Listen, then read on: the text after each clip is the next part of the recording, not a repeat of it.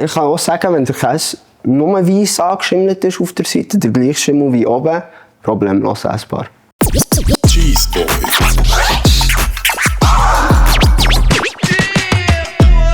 Was mache ich, wenn der Käse angeschimmelt ist und wenn ist Schimmel erwünscht? Ich sage jetzt mal, gewünschter Schimmel definitiv, nicht wirklich gewünschter Schimmel und unerwünschter Schimmel. Jetzt bei diesem Weichkäse hier erkennt man sehr gut, was passiert, wenn er vielleicht nicht richtig eingepackt war oder länger rumgestanden ist und dann Schimmel sich bildet hat, der Schnittfläche. Einerseits haben wir hier weißen Schimmel, der natürlich im Käse und auf dem Käse ist. Mit der Zeit bewächst der die Schnittfläche. Das ist eigentlich ein normaler Prozess. Der Käse bildet somit wie einen eigenen Schutz. Jetzt ist es so, wenn der nur weiß ist, der gleich wie auf dem Käse drauf, könnt ihr das problemlos essen, wegschneiden, was euch lieb ist.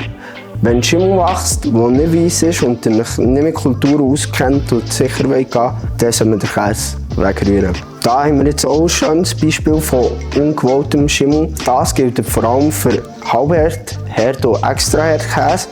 Da kann man es problemlos wegschneiden. Der Käse hat nicht genug Feuchtigkeit, dass sich das Myzel, respektive der Schimmel, gegen ihn bilden kann.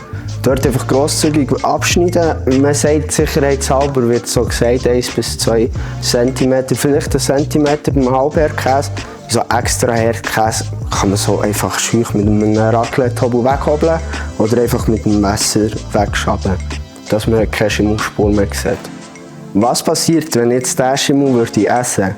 In den meisten Fällen nichts. Wenn es dir danach schlecht geht, dann würde ich zum Arzt oder zur Ärztin gehen und natürlich vermeiden und einfach wegschneiden. Vorher ist am besten. Wie sieht Schimmel aus, der nicht gewünscht ist? Also bei den Weissschimmel-Weichkäse erkennt man es eigentlich ganz gut, indem sie nicht weiss sind.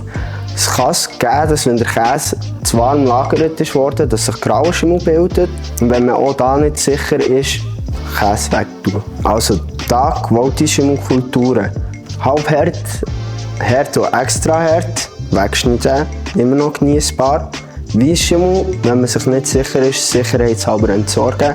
Wichtig ist sicher auch noch zu sagen, gut bezüglich dem Schimmel, schwangere Kinder oder ältere Leute sollten besonders vorsichtig sein, auch Leute, die ein bisschen schwächeres Immunsystem haben, einfach um Nummer sicher zu gehen.